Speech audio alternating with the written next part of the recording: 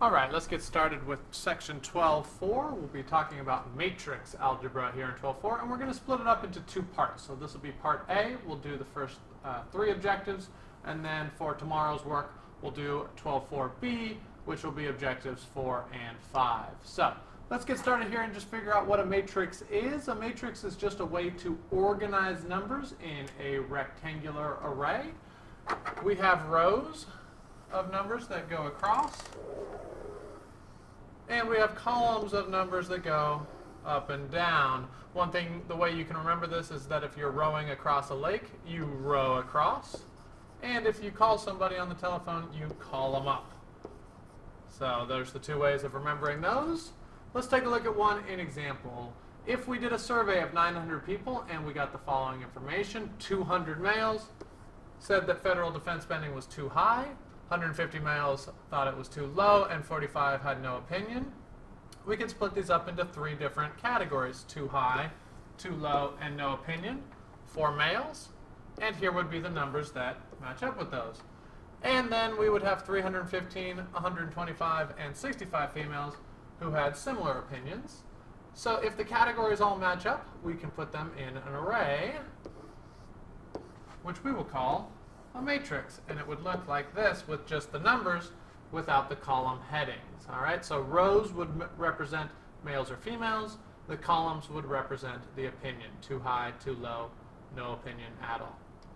Alright, so let's take a look at a couple examples just to get our dimensions. This is a 2 by 2, this is a 1 by 3, and this is a 3 by 3. We're always going to say how many rows there are first. There is one row, and there are 3 columns in this particular matrix. Alright, so always row by column. Okay, first objective, let's find the sum and difference of two matrices. So, first definition of matrices that we'll need is that two m by n matrices, A and B, are said to be equal, written as A equals B, if every entry is the same. So every single number has to match up in every single spot. So these matrices are not equal because the first spot, 1 doesn't match up with -3. But we can add them because they have the same dimensions. So for addition and subtraction, dimensions have to be the same. Dimensions must be the same. And what we're going to do is we're just going to add or subtract, depending on what the problem's calling for, each spot. So 1 plus -3. 1 plus -3. Next spot over, -2 plus 0. Next spot over, 2 plus 4. And then we'll go down into the second row, 0 plus 2, -1 plus 1, and 3 plus -4. Put those together and we'll have -2, -2, 6, 2, 0, and -1 is our new 2 by 3 matrix. Let's do the same thing for subtracting. We'll have 1 minus -3. We'll have -2 minus 0 and 2 minus 4. We'll have 0 minus 2, -1 minus 1, and 3 minus -4. Let's see what we come up with. 4, -2, -2, -2, -2, lots of -2s here. 3 plus 4 is 7. Careful with your negatives. Alright, so before we move on here, I want to show us how we can do this not by hand, but in the calculator. Now, with the calculator, don't really need to do the addition of the calculator, but we'll just use this as a beginning example for when things get harder. So right above the x to the -1 here is matrix in blue, so I'll hit second matrix. Okay, so the first column here is using them, but we haven't defined them yet. So before we can use matrix A, we need to edit matrix A. So I'm going to hit enter there. I want matrix A, let's move this over so we can see it, to be a 2 by 3 matrix. Oops, not a 23. Clear this out, delete. A 2 by 3 matrix. There we go. And so I'm going to type in the numbers: 1, -2, 2, and it fills in for me here: 0, -1, and 3. Alright, let me go back to our matrix screen, second matrix. We'll go and edit matrix B. And matrix B will also be a 2 by 3 matrix with -3, 0, 4, 2, 1, -4. All right, so what do we want to do here? Let's go back to our main screen. I want to say A plus B and see if we get our same answer here. So, second matrix, I want matrix A, plus second matrix, I want matrix B, and hit enter, and there we go. -2, -2, 6, 2, 0, -1, and we've got the same answer. We could do the same thing with subtraction if we wanted to, and we would get our answer for subtraction. Okay, and there you go. All right, so always check by using the calculator. You are going to want to be able to do this using by hand as well. All right, so commutative property of matrix addition. It doesn't matter the order you do them, A plus B or B plus A, or you can throw parentheses around it and change the order up as well. That's the associative property of matrix addition. All right, let's bring in the zero matrix. A zero matrix is a matrix filled with zeros, and so if you take a matrix and add the zero matrix, you get the same matrix. It shouldn't change. Let's multiply by scalars. Now, what is a scalar? A scalar is just a regular number, a coefficient, multiplying into the matrix. So 4 is not a matrix, A is. When we multiply in, all we're going to do is distribute the 4 in here to every single number. So 4 times 1 is 4. 4 times -2 is -8. 4 times 2 is 8. 4 times 0 is 0. And keep going all the way through. All right, we could do it by a third as well. For 1/3 B, we'd have 0, -2/3, 1, 1/3, 2/3, and 1/3. Oops. And then if we wanted to do 3A minus 2B, we would have to distribute first. Let me erase these.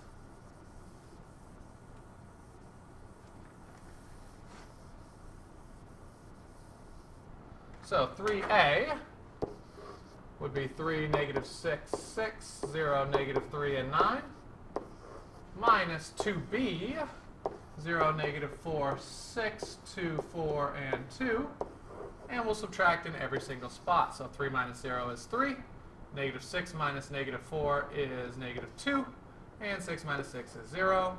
0 minus 2 is -2, -3 minus 4, -7, 9 minus 2, 7. Ooh, there we go. We can plug that in our calculator to check that as well. All right, try problem 11. Okay, so scalars behave with normal distribution rules. So you can multiply H times A and then K times everything, or reverse the order. And we can distribute as well. So matrices will distribute in, and scalars will distribute in as well. Okay, last objective for this video, find the product of two matrices. So if we're multiplying one matrix times another, what you're going to do is multiply rows times columns. Okay, rows times columns. And if your rows match up with your columns, you multiply the first item, the first element of the row, with the first element of the column. R1 times C1. Second element of the row times second element of the column. R2, C2. And all the way through until you get to the end of each row in each column. So let's take a look here. If we were to multiply R times C, we're going to multiply the first element times the first element. 1 times 2 is 2. All right. If we say -2 times -4,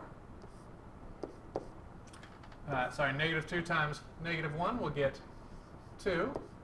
And then 4 times 3 is 12. We put those all together, and we get 2 plus 2 is 4, plus 12 is 16. We multiply these together, and we get a single 1 by 1 matrix. Let's take a look at our dimensions here. This is a 1 by 3. This matrix is a 3 by 1. To multiply matrices, the inside dimensions must match, and the resulting matrix will be the outside numbers. So the 3 is matched, so as a result, we get a 1 by 1 matrix. All right, let's try one more as a word problem. We sell blouses for 40, scarves for 20, and wool suits for 300. Last month, we had sales consisting of 200 blouses, 100 scarves, and 10 suits. What was the total revenue? Revenue is going to be price times how many sold, so we'll multiply. 40 times 200 is 8,000, plus 20 times 100 is 2,000, and 300 times 10 is 3,000. Put them all together, and we've got $8, $10, $13,000 in sales. The 1 by 3 times the 3 by 1, we're allowed to multiply because the insides match up. The result is a 1 by 1 matrix. Okay, so that is saying what we just said there. You're allowed to do it if the R's match up, and the result is an M by N. Let's do one more, and then you can try problem 23. So now what happens if we get more than just a 1 by 1 matrix? So we're going to go first row times first column will be our first spot. So 3 times 2 is 6. Negative 2 times negative 1 is 2. And then minus 3. Okay, second row, first column still. 0 times 2, 0. Negative 1 times 4, negative 4. Negative 1 times negative 3, positive 3. Now we're going to go back to our first row, but second column. So 3 and 4 is 12. Negative 2 times 3 is negative 6, and plus 1. And then second row, second column. 0 times 4 is 0. 4 times 3 is 12. Negative 1 times 1 is minus 1. Let's clean this up. And our final matrix will be 6 plus 2 is 8 minus 3 is 5. Negative 4 plus 3 is negative 1. 12 minus 6 is 6 plus 1 is 7. 12 minus 1 is 11. And there we go. This is a 2 by 3 matrix. This is a 3 by 2 matrix. The 3's match up. We have a 2 by 2 matrix in the end. All right, you're up. Try problem 23. Okay, so what happens if we multiply two square matrices here? AB and BA, and on this I'm going to go ahead and plug these into the calculator just so that we can see these. So let me go into our matrix and edit these again. And so matrix A, I'll make this a 2 by 2 matrix with a 1, 3, negative 2, and negative 7. And let's go ahead and edit matrix B to be a 2 by 2 as well. And we'll get negative 2, 0, 3, and 4. And let's go ahead and multiply them. A, oops, let's go back, quit, there we go. A times B is 7, 12, negative 17, and negative 28. Okay, so the question here becomes, what is B times A? I bet you can guess, but let's see if your guess works out. B times A. Ooh, not what you may have thought. It's not going to match up exactly, because in this case, when we multiply, remember it's rows times columns.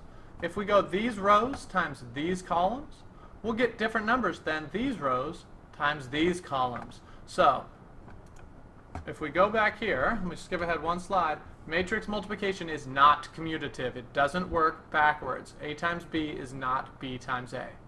It is associative and it is distributive, but not commutative. You can't change the order backwards to forwards. So, knowing that, jump in there, try two problems, 13 and 15. Okay, to finish up here, we're going to talk about the identity matrix. The identity matrix is just a empty zeros everywhere matrix, except for ones on the diagonal starting top left, going to bottom right. Okay? If we multiply by the identity matrix, we should end up with the same thing. So let me just go ahead and try it for A here. So we have 3, 0, negative 2, 4, 1, and negative 1.